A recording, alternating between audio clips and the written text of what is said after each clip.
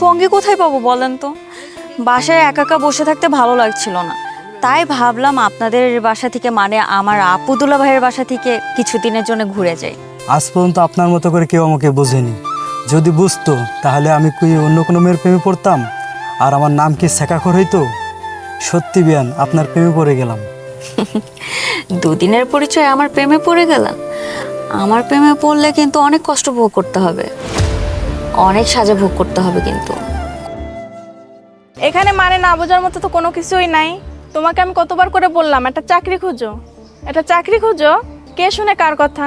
বাড়ি থেকে আমার বিয়ে ঠিক করছে, ছেলে ব্যাংকে চাকরি করে, আগামী শুক্রবার তার সাথে আমার বিয়ে।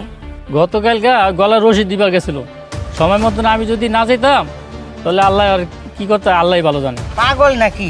সব আয়োজন করা হয়ে গেছে, মুরব্বীর আলোচনা